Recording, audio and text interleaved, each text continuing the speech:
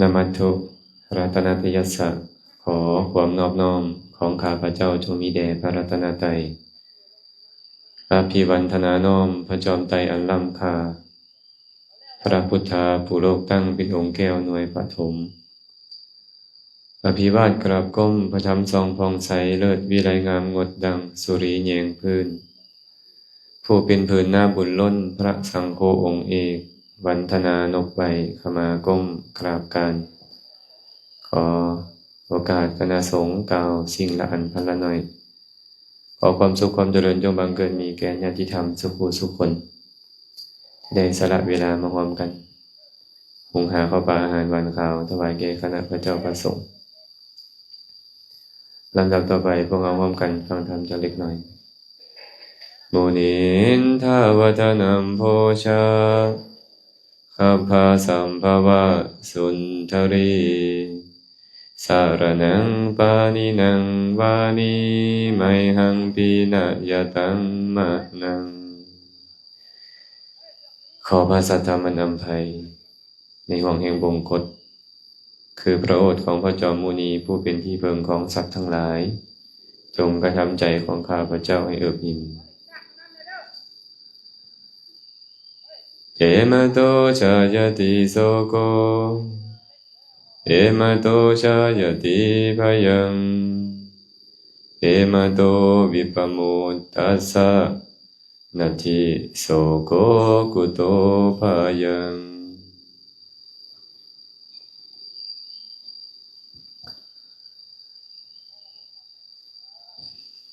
นี่ก็วันที่10แล้วเนาะ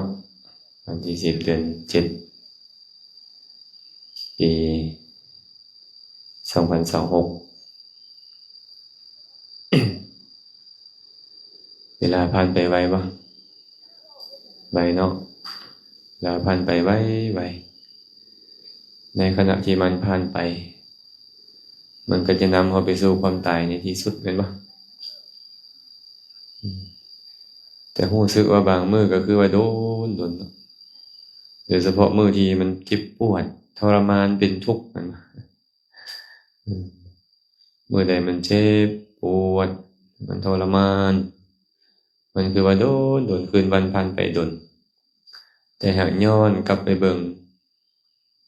ความหลังที่ผ่านมาโอ้มันผ่านมาไวแท้บางคนเข้า60แล้วบางคนเข้า70แล้วสุดท้ายแล้วก็ป่วยโซตายเห็นป่ะป่วยโซตาย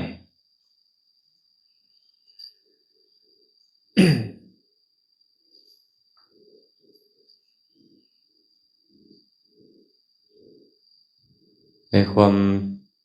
เป็นแบบนี้มันเป็นธรรมดาของสัตว์โลกการเกิดแก่เจ็บตายเกิดแก่เจ็บตายแต่ว่าในระหว่างที่เกิดแก่เจ็บตายนี่นะมันดันมีของเฮาตายเนาะมีคนที่เฮาฮักตายมีคนที่เฮาชังตายมันก็เลยสร้างทุกข์ให้เกิดขึ้นแก่หลายๆคนในระหว่างการเกิดแก่เจ็บตายเคยมีเรื่องหนึ่งเกิดขึ้นในสมัยพุทธกาลสมัยหนึ่งพระสัมมาสัมพุทธเจ้าประทับอยู่ที่วัดพระเชตวันอารามของท่านอนาถบิณฑิกขหบดีในเมืองสาวัตถีมีอุบาสิกาคนหนึ่งชื่อว่านางวิสาขามหาอุบาสิกาพวกเขาก็คงจะรู้เรื่องราวประวัติของเพิ่นดีเนาะ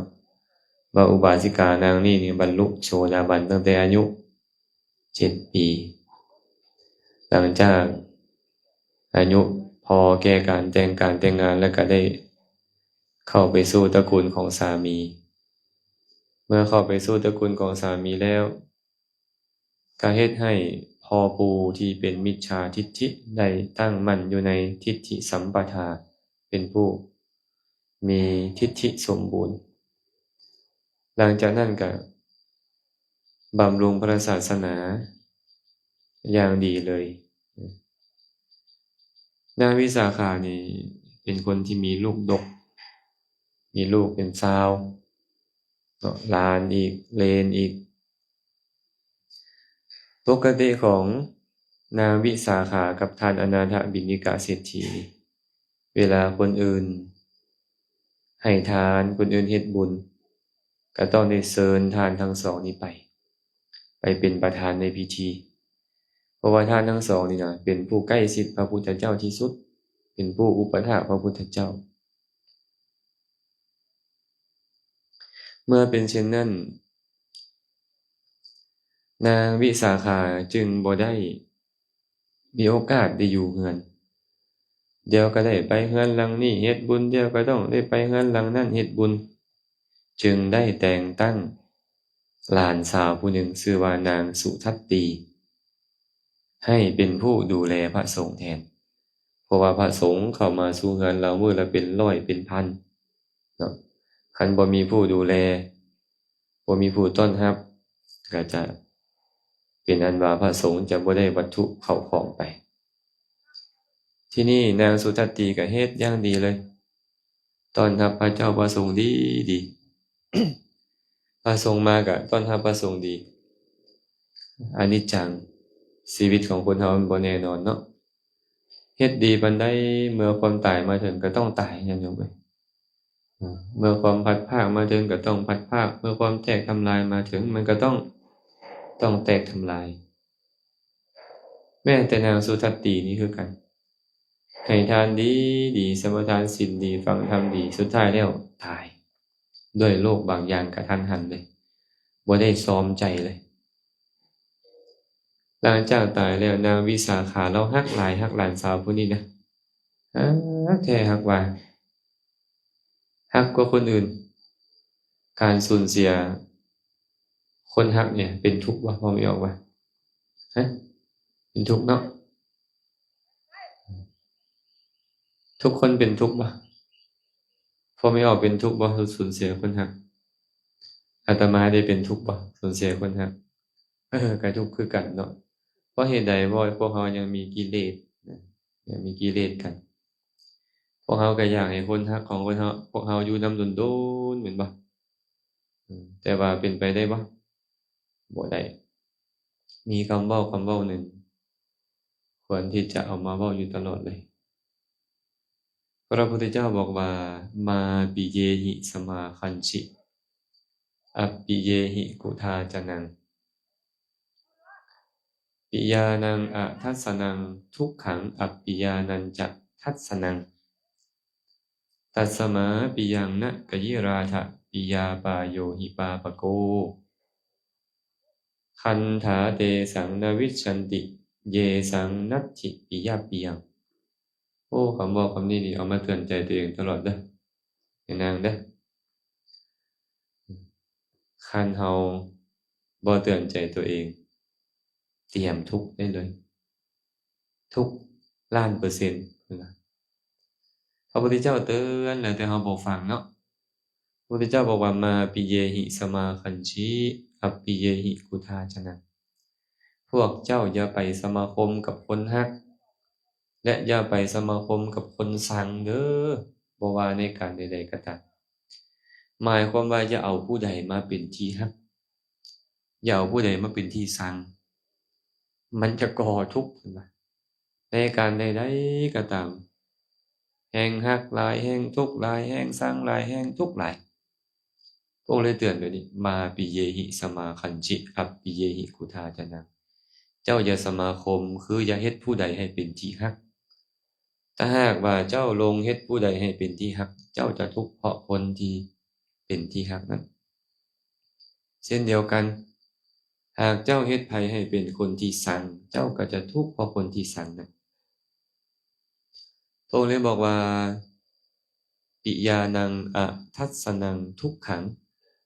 อัปปิยานันจะทัสสนังการบ่เห็นคนผู้เป็นที่ฮักมันเป็นเหตุให้เกิดทุกข์และการได้เห็นคนผู้บ่เป็นที่ฮักก็เป็นเหตุให้เกิดทุกข์เช่นกันคิดฮอดเด้แม่นบ่บ่เห็นคนฮักนี่คิดฮอดบ่แม่นตุสิคิดฮอดเนาะทุกข์บ่ทุกข์อยากเห็นแต่บ่ได้เห็นเคยเห็นแต่บ่ได้เห็นมันฮักนะมันแพงหลายนี่นะ บ่ได้เห็นมันก็ทุกข์ทุกข์เป็นเหตุนำทุกข์ทั้งหลายทั้งปวงมาให้ตรงกันข้ามนี่ล่ะสั่งหลายผู้นี้นี่สั่งแท้สั่งว่ากลับต้องได้เห็นเป็นทุกข์บ่เป็นทุกข์ข้อยบ่มักข้อยสั่งผู้นี้น่ะแต่ต้องได้เห็นก็เป็นทุกข์เฮ็ดจังใดดีบัดนี้มันจังบ่ทุกข์นี่น่ะพระพุทธเจ้าได้บอกว่าตัสสมาปิยังนะกยิราทะปิยาปาโยหิปาปโกเพราะฉะนั้นเด้อบุคคลบ่ควรเฮ็ดผู้ใดให้เป็นที่รักเลยเพราะว่าการพลัดพรากจากคนผู้เป็นที่รักมันเป็นความต่ำทรามหลายมันลามกมันต่ำทรามมันซั่วซ่าหลายมันทุกข์เนาะอาตมานึกถึงตอนอาตมายังเป็นวัยรุ่นตอนอายุ14-15 ปีเนาะมันเริ่มมีความรักเวลาที่บ่ได้เห็นคนรักนี่เป็นจั่งใดไม่ออกมันดิ้นรนบางเทื่อต้องขี่รถถีบไป10กิโลกับถีบแนวเพื่อให้ได้เห็นเขาจนมีสำนวนเว้ากันในสมัยเป็นวัยรุ่นว่าบ่เห็นหน้าเห็นหลังคาก็พออยู่อันนี้บ่ผิดเลยเด้คำนี้นะบ่ได้เห็นหน้าเขาเจ้าดอกไปเห็นหลังคาเรือนเขาโอ้ยมันโล่งมันสบายใจขึ้นสมัยอาตมาเป็นวัยรุ่นมีเพลงหนึ่งดังๆกระต่ายหมายจันทร์สมัยนั้นเนาะนั่งมองดูดาวคอยเฝ้าให้ดาวร่วงหล่นมันร้องได้ทั้งวี่ทั้งวันร้องเพลงนี้นะจับกีตาร์มาได้ตอนได้ก็ร้องกระดิดก็ร้องกระดิดมันมีความรักเนาะไปฟังเขาตัวเองดีดบ่คันเป็นก็ดีดดูข้อยสิร้องอืมกลางคืนแม่นไปก็ไปพร้อมหมู่อยู่แต่เวลากลับมันต้องกลับคนละเทื่อนี่แม่นบ่เขาก็มีผู้สาวอยู่เรือนหนึ่งเขาก็มีผู้สาวอยู่เรือนหนึ่งเนาะ11-12 โมงกลางคืนขี่รถถีบกลับผู้เดียวบ่อนใดเป็นตาย้านก็สูบยาขึ้นมาให้แสงไฟขึ้นหน่อยหนึ่งร้องเพลงดังๆขึ้นให้ผีย้านว่าซั่นมันทุกข์ทรมานเหลือเกินเดะถ้าหากว่าได้ฟังธรรมก่อนหน้านี้เนาะและบ่ประมาทหั้นนะจะบ่เฮ็ดให้ผู้ใดเป็นที่รักเลยจะบ่รักไผจักคนเลยในโลกอันนี้จะบ่รักไผเลยหั้นนะแล้วก็จะบ่อยากสังไผคือกันเนาะโอ้ยแต่นางสายป่านพาเฮ็ดให้เรารักเฮ็ดจั่งใดบัดนี้อะบ่สายป่านแม่ชีน้อยสายป่านไปเฮ็ดให้หมู่รักแล้วบัดนี้คันหนีกลับบ้านแล้วอาจารย์แซมก็สิคิดฮอดแล้วบัดนี้เฮ็ดจั่งใดเนาะไอ้จั่วน้อยคือกันเนาะเฮ็ดให้ครูบาอาจารย์รักแม่นบ่คนใดคนหนึ่งก็ตามเข้ามาในชีวิตของเราแล้วมาเฮ็ดให้เรารักนี่นะและเวลาเขาจากไปนะมันเฮ็ดให้เราทุกข์เฮ็ดให้ทรมานเนาะพระผู้มีพระภาคเจ้าก็เลยบอกว่าตัสสมาปิยังนะกยิราทะอย่าเฮ็ดผู้ใดให้เป็นที่รักเด้อเพราะเหตุใดล่ะปิยาปาโยหิปาปโกเพราะว่าการพลัดพรากจากคนรักนี่นะจากของรักนี่นะมันเป็นความลามกมันทุกข์เวลามันทุกข์แล้วเป็นจั่งใดไม่ออกต้องหาวิธีแก้ทุกข์แม่นบ่บางเทื่อเฮ็ดแนวดีบางเทื่อเฮ็ดแนวชั่วบางคนต้องกินเหล้าเมาสุราต้องเสพยาเสพติดเพื่อหยังล่ะเพื่อมาบำบัดทุกข์ที่มันเกิดขึ้นจากการพลัดพรากจากคนรักต้องติดยุกติดยาต้องเสียผู้เสียคนเป็นจำนวนหลงหลายเลยญาติโยมเอ้ยมันเป็นความลามกพระพุทธเจ้าเลยบอกว่าปาปะโกมันลามกเด้อมันต่ำทรามเด้อมันทุกข์และเฮ็ดให้คนตัดสินใจเฮ็ดในสิ่งที่บ่ถูกบ่ต้องบางคนได้แม่นนะจับเชือกได้มาผูกคอตายบางคนโดดตึกตายบางคนโดดน้ำตายอาตมาเคยได้ฟังข่าวเมื่อปีก่อนหน้านั้นแม่นบ่มีผู้หญิงคนหนึ่งก็ตั้งใจไปลอกหนุ่มน้อยคนหนึ่งหนุ่มน้อยคนนี้ก็พยายามหาเงินเพื่อให้ไปปล้นเปิ้นหญิงคนนี้นี่นะเงินเดือนก็เงินเดือนบ่ได้แพงตัวเองบ่ยอมกินหยังเลยเพื่อหาทุกอย่างให้นางคนนี้ตัดสินใจว่าจะมาอยู่ร่วมกันพอฮอดมื้อมานางคนนี้บอกว่าข้อยบ่ได้รักเจ้าแล้วข้อยหมดรักเจ้าแล้วข้อยบ่ต้องการเจ้าแล้ว ยามบัดยามฝนแม่นางเอ้ยน้ำบัดน้ำหลายบ่เป็นหยังคันเจ้าบ่ฮักใครแล้วก็อย่าเพราะความฮักนี่มันฝืนกันบ่ได้บ่สามารถขอให้ผู้ใดฮักเราได้แม่นบ่มันต้องเกิดขึ้นเองแม่นบ่มันต้องเกิดขึ้นเองความฮักที่ขอจากกันนี่มัน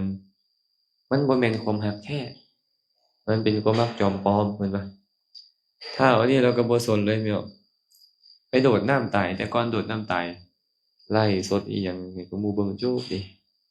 เนาะระบายความในใจทั้งหมดว่าชีวิตนี้ข้อยขอมอบให้เจ้าซะทั้งๆที่ยังหนุ่มยังน้อยได้แม่นะโดดน้ำตายเนี่ยมันลามกบ่นี่ลามกเนาะท่านเด้อตั้งแต่มื้อนี้เป็นต้นไปเด้อเฮาจะเฮ็ดผู้ใดให้เป็นที่ฮักคันฮักก็เฮ็ดให้ฮักประกอบด้วยเมตตามีความอีดูสงสารมีความปรารถนาดีอยากให้เขามีความสุขให้เฮ็ดแบบนั้นบ่แล้วมันทุกข์เนี่ยมันทุกข์ซัวซ่าต่ำซามหลายพุ่นน่ะเป็นเหตุให้เสียผู้เสียคนเลยบางคนเป็นบ้าบางคนบางคนนี่อกหักเสียใจเป็นบ้าเป็นบ้าเป็นบอไปเลยแท้ๆเด้แม่นบ่เว้าผู้เดียวเบื่อผู้เดียวเสียจิตยามไปนำถนนหนทาง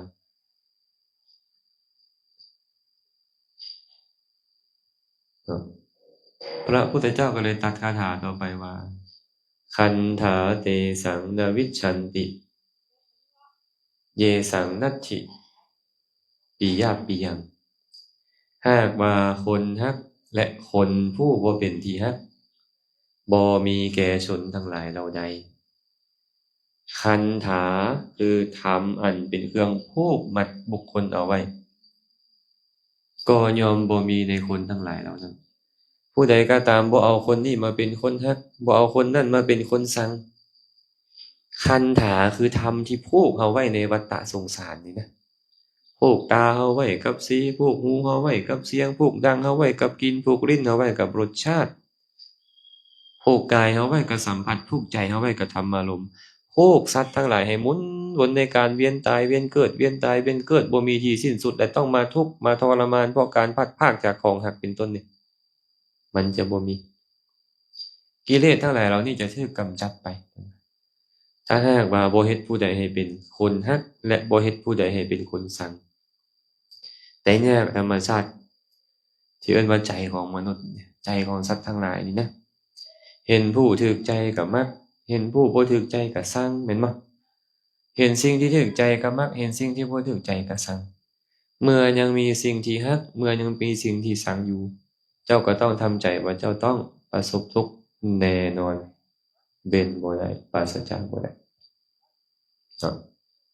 คือกันเลยนี่นางวิสาขานี่รักหลานผู้นี้หลายหลายรักนางสุทัตตีนี่หลายนางสุทัตตีมาตายปะทุกข์บ่ล่ะทุกข์เพราะเรารักแรงลูกหลานเราหลายเด้แต่ว่าเรารักผู้นี้แรงกว่าหมู่เราก็ให้เสียใจเข้าไปเฝ้าพระสัมมาสัมพุทธเจ้าพระสัมมาสัมพุทธเจ้าก็ถามว่าวิสาขาเอ้ยวิสาขา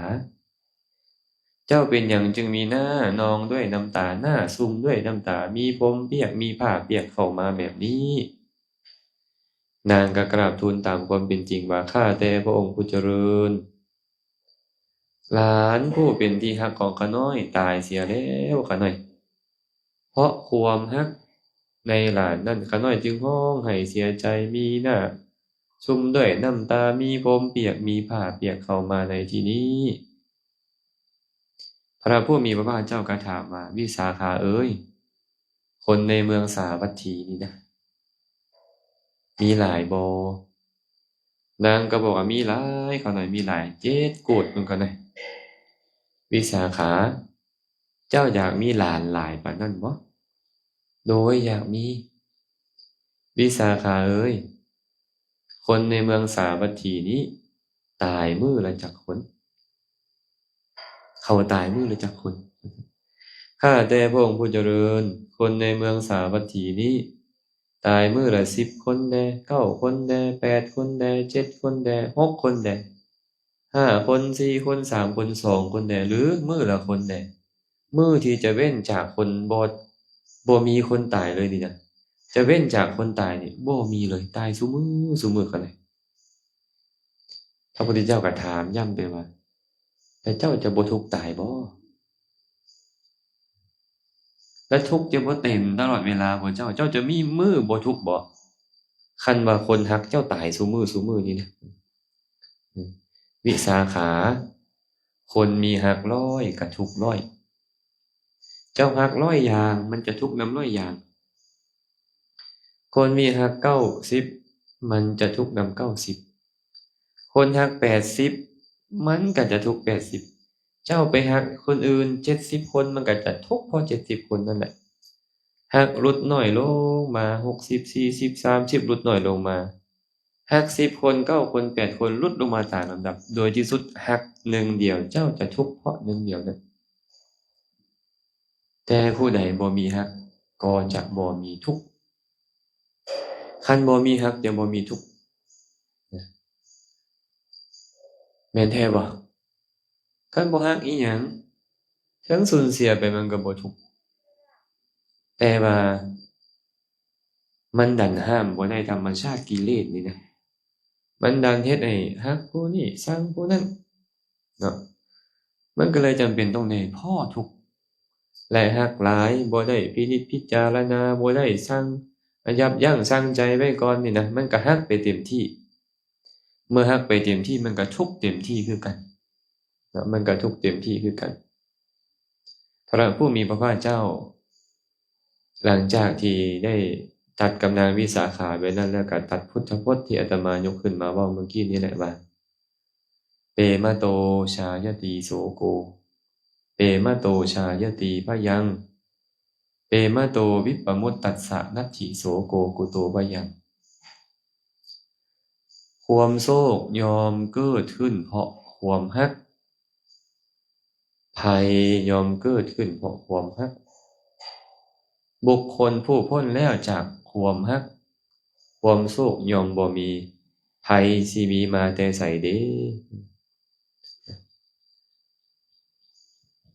สิ่งที่เฮ็ดให้เราโศกเศร้าเสียใจซุมื้อนี้บ่แม่นแนวอื่นดอกความฮักที่เราไปหลงรักในบุคคลใดบุคคลหนึ่งในสิ่งของใดสิ่งของหนึ่งในวัตถุใดวัตถุหนึ่งเมื่อมีคนรักของรักสิ่งอันเป็นที่รักแล้วบ่ได้ดังใจมันก็ทุกข์มันก็โศกก็เศร้าภัยทั้งหลายก็ตามมาย้านแนวนี้ย้านแนวนั้นย้านเขาไปจากย้านเขาอีหยังต่างๆแล้วมันก็เกิดขึ้นแต่ติดตามมาภัยก็เกิดขึ้นเฮาฉันใดคนอื่นฉันนั้นเนี่ยโยมเอ้ยคนอื่นฉันใดเฮาก็ฉันนั้นบ่เคยมีผิดเพี้ยนเลยตราบใดก็ตามที่เฮาบ่ฮู้แจ้งความจริงก็ต้องยอมรับความจริงว่าเฮาจะต้องทุกข์แน่นอนฮักบ่ลูกชายมาบวชนี่นะเตรียมทุกข์เพราะเราเด้อเตรียมทุกข์เพราะเราโลดฮักผู้ใดก็จะทุกข์เพราะผู้นั้นแหละแน่นอนเพิ่นว่าโศกเศร้าเสียใจพิไรลำพันธ์ทุกข์เอิกคำควรเหมือนกับที่เว้าให้ฟังก่อนหน้านั่นแหละฆ่าตัวตายก็มีทำร้ายตัวเองก็มีแม่นบ่บางคนเอามีดมากรีดแขนตัวเองบางคนเอายาพิษมากินบางคนผูกคอบางคนโดดน้ำบางคนโดดตึกบางคนเอาเหล้ามาเป็นที่พึ่งเอายามาเป็นที่พึ่งสุดท้ายก็บ่ได้มีอีหยังดีเลยนี่แหละภัยทั้งหลายมันตามมาบางเทื่อต้องดุด่าว่าให้ต้องใช้คำเว้าหยาบคายต้องตัวต้องต้มต้องซอต้องเสียดต้องเว้าเพ้อเจ้อเหลวไหลสร้างความทุกข์ในอบายให้ตนอีกเพราะความรักนี่ภัยในอบายก็ตามมาอีกแต่ว่าผู้ใดก็ตามพ้นจากความรักแล้วบ่มีความรักในใจแล้วความโศกก็จะบ่มีภัยทั้งหลายก็จะบ่มีและผู้ใดล่ะพ้นจากความรักนั้นแม่นนะมีแต่พระอนาคามีพระอรหันต์เห็นบ่พระอนาคามีพระอรหันต์นั่นแหละจึงจะพ้นได้เพราะความรักที่เราเว้าถึงนี้เป็นชื่อของตัณหาเป็นชื่อของความอยากความต้องการพระอนาคามีเท่านั้นตัดกามตัณหานี้ได้ตัณหาในรูปเสียงกลิ่นรสสัมผัสตัณหาใน ลาภยศสรรเสริญนี่พระอนาคามีหมดแล้วและพระอรหันต์หมดตัณหาโดยประการทั้งปวงพระอรหันต์ทั้งหลายเหล่านั้นจึงชื่อว่าผู้บ่มีโศกผู้บ่มีภัยแล้วเฮาคือกันบัดนี้คันเฮาบ่อยากทุกข์บ่อยากโศกเฮาต้องเฮ็ดแนวใดต้องกำจัดความรักเนาะต้องกำจัดความรักถึงมื้อนี้ยังโศกถึงมื้อนี้ยังทุกข์ยังมีภัยแต่ถ้าหากเรารู้แล้วว่ามันเป็นเหตุมาจากความรักนี้เฮ็ดให้เราต้องทุกข์ทรมานเราก็ต้องพยายามที่จะกำจัดเหตุของมันเนาะแสดงว่าความรักนี่เป็นหยังเนี่ยเป็นสมุทัยเป็นเหตุเกิดขึ้นของทุกข์แม่นบ่แม้หยังเราเป็นทุกข์อะขันธ์ห้านี่เองอุปาทานขันธ์ห้าความยึดถือในอุปาทานขันธ์ห้านี่เป็นเหตุให้ขันธ์ห้านี่มันแปรปรวนเปลี่ยนแปลงแล้วมันทุกข์แม้นหยังเราเป็นธรรมดับทุกข์มีหยังเป็นธรรมดับทุกข์นิพพานแต่นิพพานจะปรากฏแก่ผู้ใดล่ะแก่ผู้ดำเนินไปตามอริยมรรคอันประกอบด้วยองค์8คือหยังศีลสมาธิปัญญาที่พระศาสดาได้ตัดบัญญัติเอาไว้นี่แหละเนาะเพราะฉะนั้นเนาะเฮ็ดจังได๋พวกเราสิพ้นจากทุกข์อย่ารักไผอย่าเอาไผมาเป็นที่รักและก็อย่าไปซังไว้อย่าเอาไผมาเป็นที่ซังอาจารย์แต่มันดันรักไปแล้วนี่เฮ็ดจั่งใดล่ะนี่เนาะรักมันดังรักหมดใจซะแม่นบ่รักมันก็เลยรักหมดใจมันลืมเผื่อเอาไว้ว่าเขาจะตายจากว่าเขาจะต้องพลัดพรากว่าเขาจะต้องไปมีคนใหม่ว่าเขาจะต้องจากเราไปบางคนจนหน้าแห้วเนาะทุกข์หลายจนหน้าแห้วเอาล่ะเนาะก็ขอฝากพุทธพจน์นี้เอาไว้เด้อหลังจากพระพุทธเจ้าตรัสพุทธพจน์จบลงชนเป็นอันมากก็บรรลุอริยผลมีโสดาปัตติผลเป็นต้นการนำธรรมะสั้นๆมากล่าวสู่เราฟังขอจบการกล่าวธรรมะลงเพียงเท่านี้บุญใดกุศลใดที่เกิดขึ้นในจิตในใจของทุกคนทุกท่านอาตมาภาพก็ขออนุโมทนาสาธุการนำอาตมาภาพเองได้เฮ็ดกุศลอันใดอันหนึ่งก็ขอให้ทุกคนทุกท่านจงมีส่วนร่วมในบุญทั้งหลายเหล่านั้นขอให้บุญทั้งหลายเหล่านั้นจงเป็นปัจจัยให้ทุกคนทุกท่านจงได้บรรลุถึงมรรคผลนิพพานในอนาคตการอันใกล้นี้โดยทั่วกันทุกท่านทุกคนเทอญ